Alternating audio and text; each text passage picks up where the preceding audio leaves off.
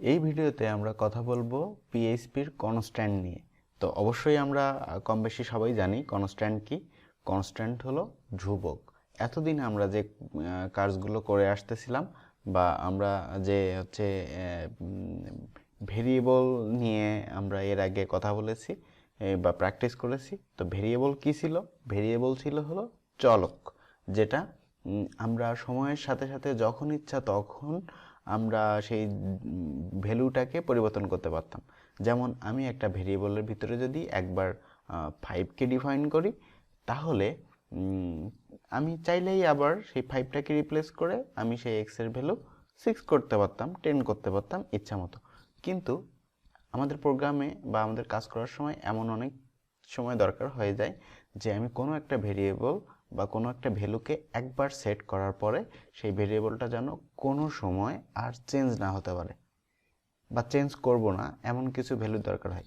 যেমন আমরা যদি ম্যাথের কথা বলি, ম্যাথমেটিক্সে আমরা যদি পাইয়ের কথা বলি, আমরা যে ফিজিক্সে যেমন মহাকর্ষীয় ধ্রুবকের কথা বলি, আমরা যেমন অভিকর্ষ ত্বরণের কথা বলি, এই জিনিসগুলো যে ফিক্সড, অল টাইম ফিক্সড, তাহলে এইগুলো তো আমরা কনস্ট্যান্ট ব্যবহারের সুবিধাটা কি?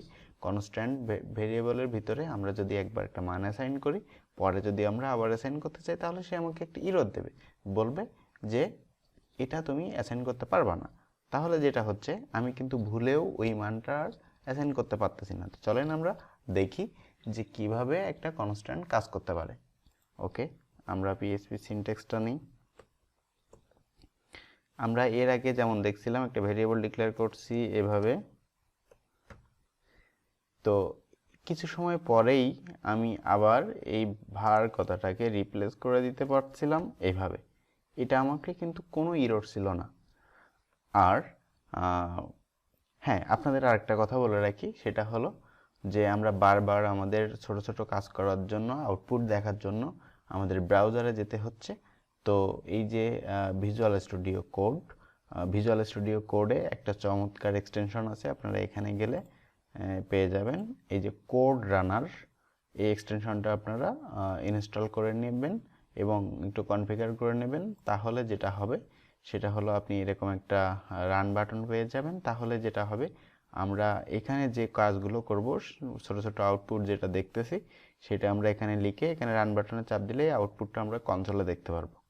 ঠিক আছে, আমাদেরকে আর ব্রাউজারে যেতে হবে না। যেমন আমি যদি এখানে একটু ইকো করি, ইকো ভার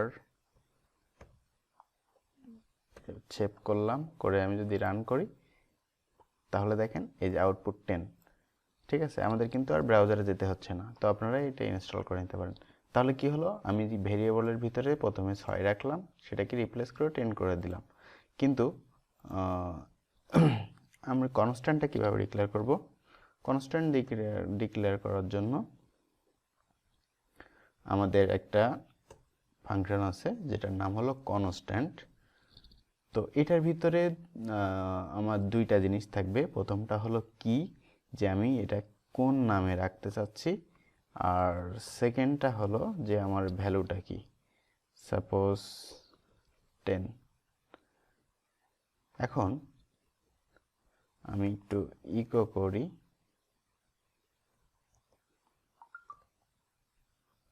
মাই কনস্ট্যান্ট। আচ্ছা, এই ইকোটা আমি অফ করে দিই।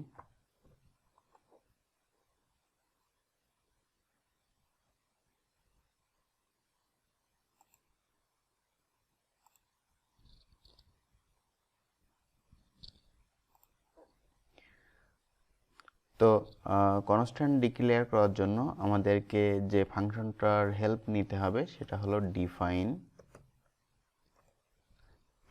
তো ডিফাইনের ভিতরে দুইটা প্যারামিটার আমাদের দিতে হয়। সেটা হলো যে আমি হচ্ছে প্রথমে একটা নাম দিতে হবে, যে আমি সাপোজ এই ভেরিয়েবলের কথাই যদি চিন্তা করি, তাহলে এখানে যেমন একটা নাম দিয়েছি ভার, এখানেও আমরা একটা নাম দিব এবং তার ভ্যালুটা কি সেটা আমি দিয়ে দেব। সাপোজ আচ্ছা, এখানে রাখলাম।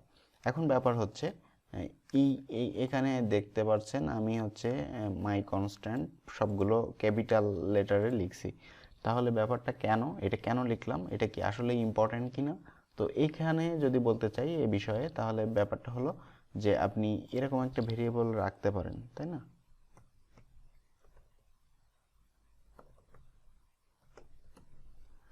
তাহলে এই জিনিসটা বোঝা কিন্তু একটু কঠিন ব্যাপার, যে আমরা সবগুলো এইভাবে রাখতেছি, তাহলে কোনটা যে আমার কনস্ট্যান্ট আমি যেন দেখেই বুঝতে পারি। এই জন্য যেটা নেমিং কনভেনশন বলা হয়, যে নামকরণের প্রক্রিয়া, তো সেই জিনিসটাতে পিএইচপি রিকমেন্ড করে যে আমরা কিছু কিছু নাম যেন বড় হাতের দিই, যেমন কনস্ট্যান্টটা বড় হাতে ডিক্লেয়ার করি, সাপোজ ক্লাসের নাম, এগুলো আমরা যেন একটু বড় হাতের দিই। তো এটা হচ্ছে আর কি, সেজন্য আমি যদি ইকো করি মাই কনস্ট্যান্ট, সেভ করলাম, রান করলাম, তাহলে দেখেন এখানে চলে আসছে হ্যালো ওয়ার্ল্ড। এখন ব্যাপার হলো, আমি যদি এখানে এই যে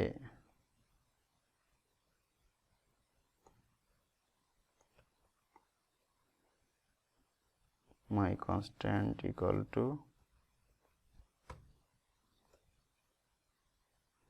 এটা লিখি, তাহলে সাথে সাথে দেখেন আমাকে একটা ইরর দিচ্ছে যে এক্সপ্রেশন ইজ নট রাইটেবল, তার মানে এটা কনস্ট্যান্টে লেখা যাবে না।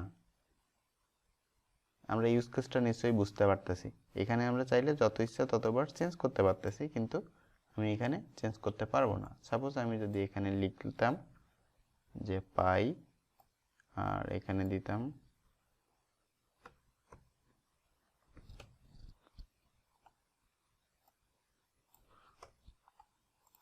তাহলে এখানে অল টাইম আমার এই প্রোগ্রামের ভিতরে আমার এই মানটা সব জায়গায় থাকবে, চেঞ্জ হবে না। আর এই আমরা এখনো যেহেতু প্রোগ্রামিংয়ের স্কোপিংটা ডিক্লেয়ার করি, মানে আলোচনা করিনি, সেহেতু আমি এখনই বলতেছি না। তবে ডিফাইন যেটা আমরা করি, যে কনস্ট্যান্ট আমরা তৈরি করি, তো এই কনস্ট্যান্টটা আসলে গ্লোবাল স্কোপে থাকে। মানে আমি চাইলে কোনো ফাংশনের ভিতর থেকেও এই ইটা হচ্ছে ব্যবহার করতে পারবো, এই কনস্ট্যান্টটা ব্যবহার করতে পারবো। আর কনস্ট্যান্টের ভিতরে আমরা কিভাবে ডাটা করতে পারি, আমরা চাইলে কনস্ট্যান্টের ভিতরে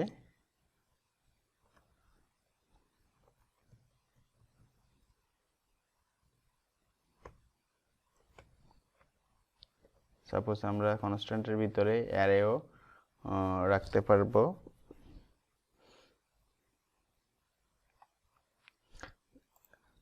সাপোজ আমি একটা অ্যারে রাখলাম। এখন আমি যদি এখানে দেখাতে চাই যে না, আমি এই কনফিগারেশনের জন্য এখানে সাপোজ আমার ইউজার নেম বা পাসওয়ার্ড কি আছে সেটা আমি দেখাবো, তাহলে আমি কি করতে পারি, আমি এখানে করতে পারি কনফিগ অফ, সাপোজ হোস্টটা যদি দেখাই, তাহলে আমার এখানে লোকাল হোস্টটা প্রিন্ট করার কথা। ওফ, সেভ করি নাই। দেখেন আমার এখানে লোকাল হোস্টটা চলে আসছে। যদি আমি এখানে ইউজার দিতাম, তাহলে দেখেন এখানে রুটটা চলে আসছে। তার মানে আমরা চাইলে যে কোনো ধরনের ডেটা এখানে রাখতে পারবো, এবং অ্যারের আকারে নিয়ে একের অধিক ডাটাও রাখতে পারবো। তো এই ছিল আমাদের কনস্ট্যান্ট ডিফাইন। তো ক্লাসের ভিতরে কনস্ট্যান্টটা অবশ্যই একটু অন্যভাবে রাখতে হয়। যখন আমরা অবজেক্ট ওরিয়েন্টেড শিখবো, তখন দেখবো যে ক্লাসের ভিতরে কিভাবে কনস্ট্যান্ট ব্যবহার করতে হয়। সে পর্যন্ত সবাই ভালো থাকেন, দেখা হবে পরের